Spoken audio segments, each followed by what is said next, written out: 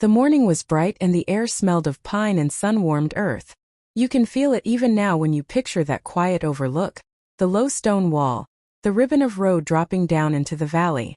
On July 18, 2007, a woman named Barbara Bolick stood there with a small pack at her feet, a day pack she'd carried on many hikes, laced and ready.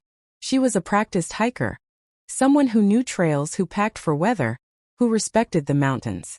She was 55 years old, with red hair that caught the sunlight. She had the sort of easy confidence that comes from years of time spent outdoors.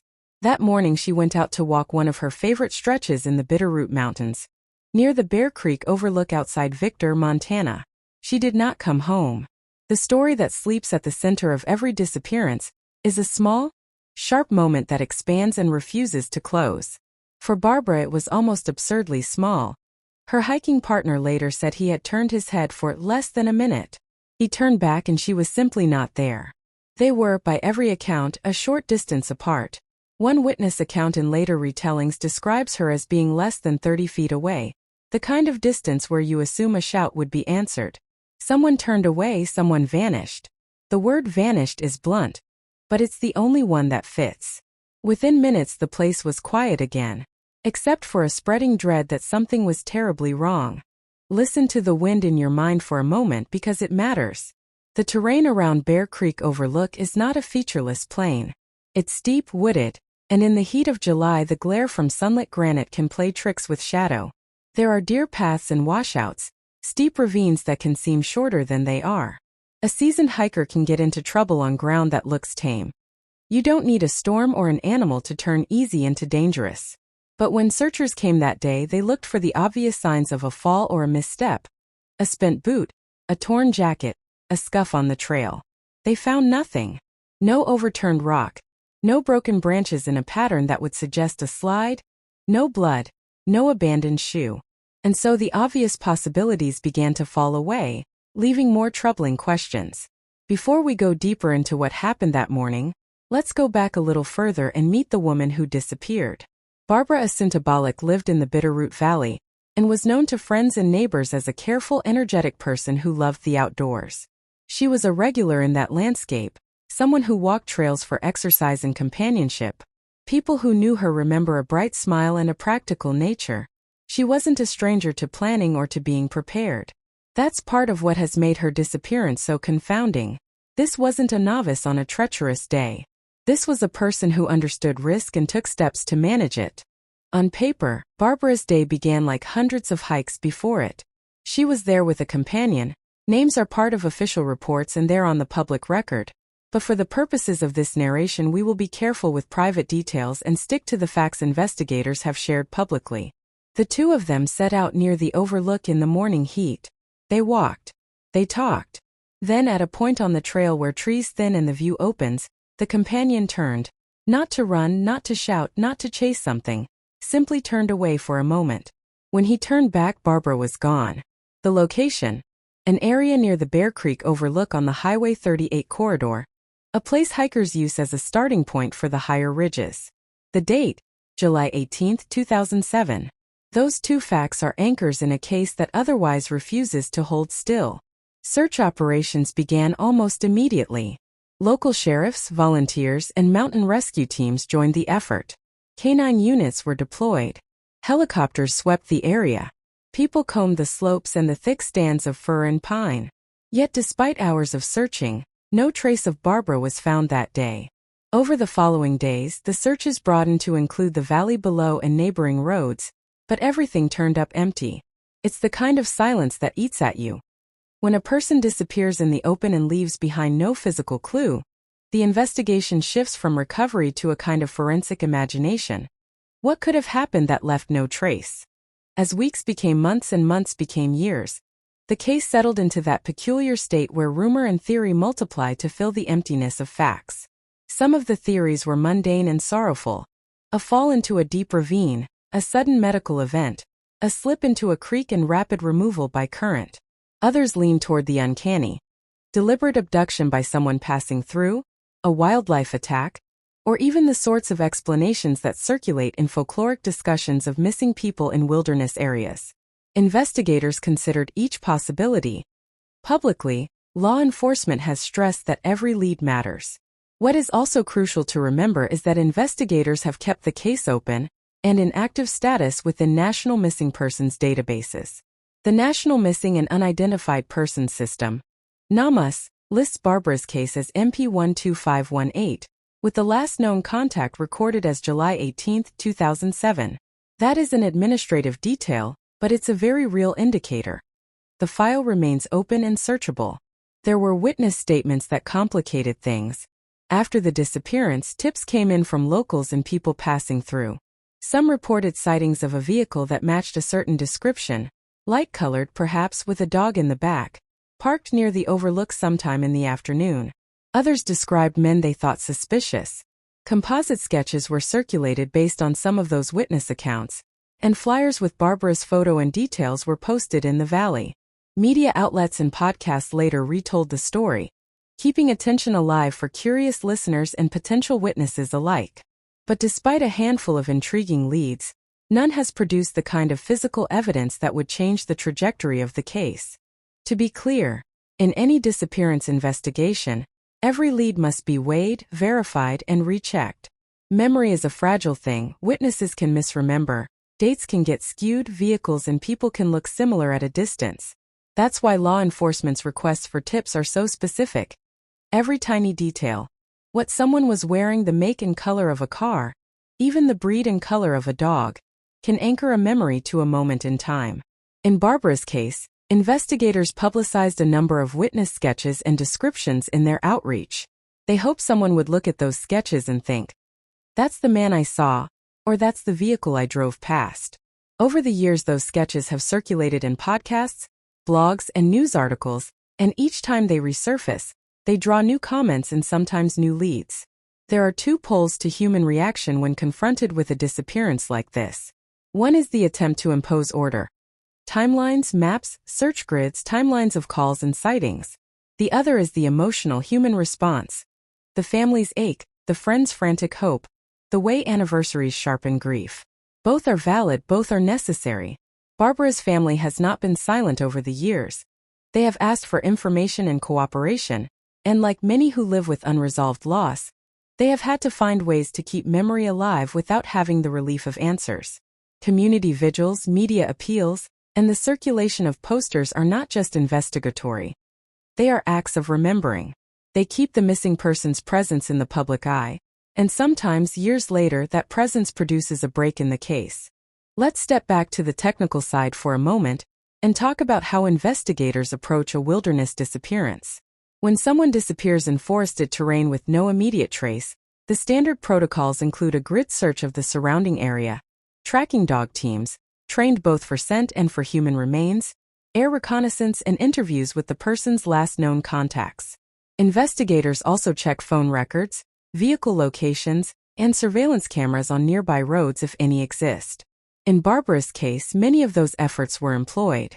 The lack of recovered physical evidence meant forensic searches had little to process. Without a body or objects to analyze, the case remains largely circumstantial and dependent on human testimony, and any subsequent tips that might link a suspect to the scene. NamUs entries, missing person directories, and archived media reports therefore become the threads investigators tug on while waiting for new information. Over the years, the narrative of Barbara's disappearance has traveled beyond local papers into national podcasts and online communities. Platforms such as Crime Junkie and Unsolved Mysteries retold the case to large audiences, drawing renewed attention and sometimes renewed tips. That attention is a double-edged sword. On the one hand, it brings fresh eyes and ears. Someone who moved into the area years later might suddenly recall something that seemed trivial at the time. On the other hand, it invites speculation, and speculation can muddy real leads with fantasies or false positives. Responsible coverage tends to emphasize what is verifiable, and to encourage people with real information to contact law enforcement, rather than circulate theories on comment threads. So what are the leading theories investigators continue to consider, based on what has been publicly shared? First, accidental injury. Even careful hikers can slip on loose shale, can fall into hidden ravines, or can wander off marked paths and become lost in dense timber. People lost in rugged terrain do not always leave obvious signs. Rockfalls and undergrowth can cover tracks quickly. Search and rescue teams have rescinded cases in other places when bodies were discovered months later in an area that had been previously searched. The environment can conspire against discovery. That possibility remains in Barbara's case and is always part of the operational picture. Second, the possibility of a sudden medical event, an aneurysm or cardiac event, for example, cannot be ruled out in any disappearance involving an adult, even a fit one. If a person collapses and is out of sight of a companion for only a short time, they can become incapacitated in a place where their remains won't be easily found. Again, the absence of physical evidence makes this difficult to confirm. It's a quiet theory and a sorrowful one. Third, foul play. That is always a distressing avenue to consider, but investigators are obliged to weigh whether someone could have been taken by force or lured into a vehicle. Witness reports of an unfamiliar vehicle and of men in the area were taken seriously. Composite sketches and appeals to the public were launched in response. If someone did encounter Barbara and used force, it's possible the lack of physical evidence indicates the removal occurred quickly, and with a vehicle capable of moving off the mountain rapidly. That's precisely why law enforcement asks for every vehicle sighting and every odd encounter to be reported. Even a seemingly minor detail about a license plate fragment or the sound of an engine might be the critical thread.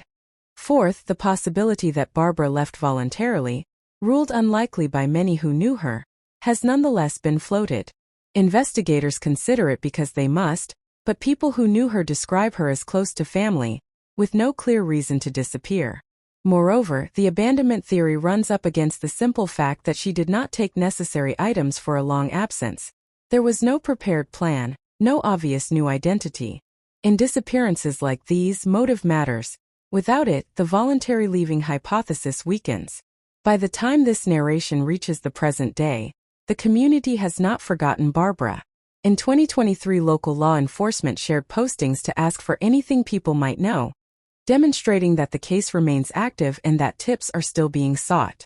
Databases remain updated. NamUs keeps public records of open cases, and journalists and podcasters revisit the story from time to time to see whether new information has emerged. Online communities, too, maintain threads where locals and outsiders trade recollections and hypotheses. These social conversations sometimes annoy investigators when they spread unverified claims, but they also occasionally surface valuable witnesses. Someone who remembers a tail light flashing on a certain date, someone who saw a dog running loose, someone who once overheard a talk on the side of a highway. What, then, is the most responsible way to think about Barbara Bolick's case now? First, it remains unsolved. There has been no public announcement of an arrest connected to her disappearance, no recovery of her remains in a manner that has been credibly verified and reported. That silence is not a failure of imagination, it is a factual state. Second, the case is still active in institutional terms. Open files, posted requests for information, and national database entries are all evidence of that. If you have information, the right channel is law enforcement. Call the local sheriff's office, or submit a tip through NamUs or the appropriate missing persons hotline. Third, bear in mind that memory ages and stories morph. If you think you remember something, report it anyway. Investigators will sort the helpful from the unhelpful. Too often in cold cases, the most mundane person is the one who held the final piece. There is a human cost here that deserves attention, because behind every entry in a missing persons database is a family living with a unique and constant uncertainty. Families of the missing carry anniversaries as open wounds, and their grief is public in ways most of us never experience. They must live with the possibility that the person they loved may have suffered, or may still be alive somewhere far away under a different name, or may have become one of those cases where the answer arrives years later and is both a relief and a new sorrow. Community members contribute to searches, hold vigils, and keep photos and stories alive, so that the missing person does not become a mere case number. That vigilance can be exhausting, but it's a form of honor and hope. Over the last 2 decades, technology and procedure in missing person investigations have improved in some ways. DNA databases are broader, digital footprints can be analyzed for location pings, social media can track associations. Yet the mountains remain stubbornly analog.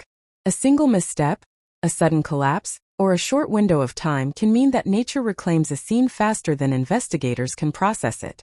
That is why cold cases often hinge on human testimony and on the patient, almost judicial work of re-interviewing, rechecking, and reframing the timeline with new techniques.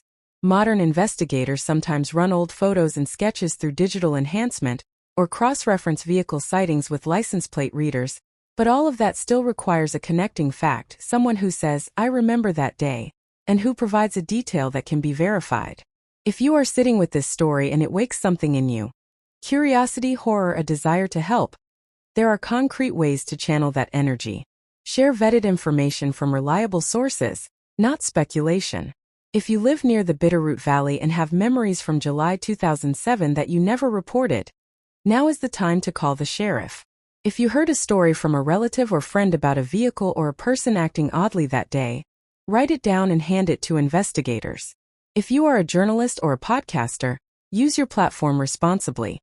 Check facts, cite primary sources, and be mindful of the family's privacy and pain.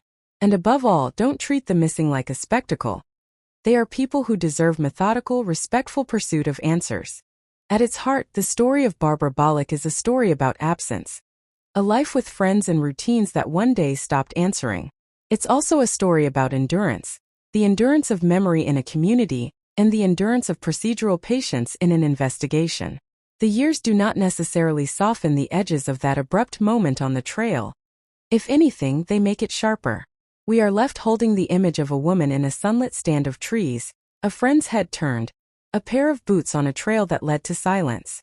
We are left with the rituals of searching. Flyers, interviews, phone calls, and the slow rotation of anniversaries. And we are left with the hope that someone somewhere is holding the missing piece of the puzzle. As this episode draws toward a close, remember the facts that matter most if you are moved to help or to keep paying attention. Barbara Bolick disappeared on July 18, 2007, near the Bear Creek Overlook outside Victor, Montana. She was last seen with a hiking companion. He turned away and within a very short span of time she was gone. Extensive searches in the immediate aftermath found no trace of her, and her case remains open and listed in NamUs as MP12518.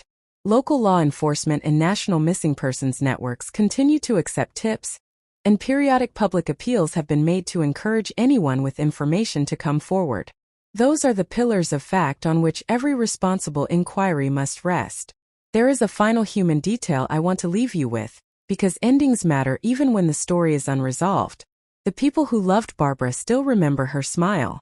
They still set out her photographs at vigils and in community posts. They speak her name as proof that she once filled a life and a room and a trail with presence. For all of us listening, the proper response to that memory is not to invent a tidy explanation but to acknowledge the open question, and to keep attention alive in ways that might someday produce an answer.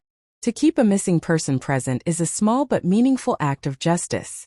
If you have information about Barbara Bolick's disappearance, please contact the Missoula County Sheriff's Office or submit a tip through NamUs, referencing MP12518. If you don't have information but want to help, share verified resources and encourage anyone with knowledge, no matter how small, to reach out to authorities. The Bitterroot Mountains are full of stories. Some of them end in closure, many do not. This one remains unresolved for now. And until it isn't, Barbara Bolick's name belongs to us as a reminder that the world can keep secrets for a very long time. And that secrets too can be asked of gently, patiently, and with persistence. Thank you for listening. If this episode moved you, please consider following up with local resources. Cases like this are solved not by a single brilliant discovery but by the slow accumulation of small verifiable facts, notes, memories, and the courage to speak them aloud.